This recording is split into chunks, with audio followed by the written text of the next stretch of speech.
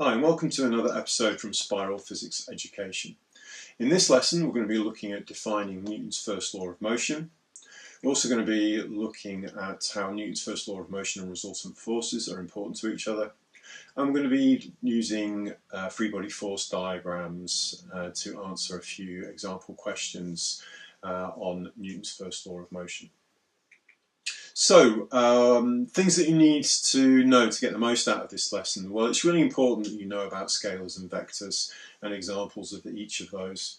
It's also important that you're able to especially add vectors in one dimension, although we're not going to be looking at two-dimension vectors in this example, but we will be looking in one dimension especially. And it's also important that you know all the different types of forces that act on objects or can act on objects. And if you're not sure about any of those, do check out the other videos on the channel to help you get up to speed on them. So let's get going with Newton's first law of motion. Well, starting off with the definitions, and definitions are very, very important in physics. Newton's first law defines an object will remain at rest or continue to move at a constant speed in the same direction unless it's acted upon by a resultant force. So what does that mean? Well, let's start off with having a look at a fictitious object, and it's being pulled to the left with a force of 15 newtons. And if it's being pulled to the right with 15 newtons, then the resultant force is going to be zero. That object will be either at rest or moving at a constant speed, and therefore it will be obeying Newton's first law of motion. Let's have a look at a few examples, because there's nothing better to get your head around these types of principles than having a look at certain examples. So we've got a van here, and it's got a weight of 10,000 newtons, and it's at rest, and we're being asked to complete a free body force diagram. So this is a partial free body force diagram, and free body force diagrams are diagrams of the forces that just act on the object. So there's clearly going to be the earth involved, a van on the earth, but we're not looking at the forces that are exerted on the earth. We're just looking at the van.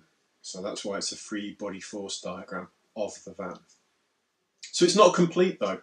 And the reason why it's not complete is that it says that it's at rest. And if it's at rest, that means that the resultant force must be zero. It's obeying Newton's first law of motion. And that means there must be an upward force. And for a resultant force of zero, the upward force must also be 10,000 newtons. And you can see here that I've identified the type of force that would cause that 10,000 newtons, and that's the normal contact force. It's the force caused by the van being in contact with the earth. Let's have a look at another example, a little bit more complicated. So now the van is moving at a constant speed, and the free body force diagram, or partial free body force diagram, is a little bit more complicated because now there is something referred to as engine force. There's the van is exerting a force on the road that's causing it to move, and we're just going to call that engine force. Now, because it says that it's moving at a constant speed, the first thing that we need to realise, if it's moving at a constant speed, then it's obeying Newton's first law of motion. And that means that the resultant force is zero. So this is a little bit more complicated because there are two forces acting on there, but we can make it simple for ourselves. We just look at the horizontal and vertical. So let's have a look at the vertical forces. So we've got a vertical force acting down of 10,000 newtons. If the resultant force is zero, there must be an upward force acting on the van, and its force, or its value, must be 10,000 newtons as well. So vertically, there is no overall or net force. And I've identified that force as the normal contact force, the force caused by the van being in contact with the ground. So that's it done vertically. So if we look horizontally, the engine force is exerting 5,000 newtons to the right. If the resultant force is zero, there must be a force to the left or behind the van, and its value must also be 5,000 newtons. And I've identified the value of the force that's causing that 5,000 newtons as friction and air resistance, or a mixture of the two, because the van is in motion. So it's a little bit more complicated, but just break down the horizontal and vertical, and the answers will come to you quite simply. Let's have a look at another example then.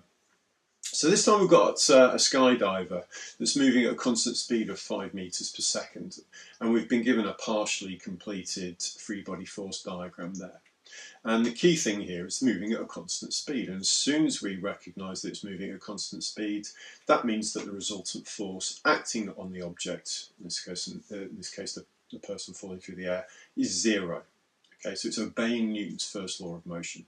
So that means that if there's an 850 Newton force pushing down on the parachutist, then there must be a force acting up, and that upward force must also be 850 newtons, and because it's moving through air, it must be applied by something called air resistance. So I hope you found this episode of Spiral Physics Education on Newton's first law of motion useful.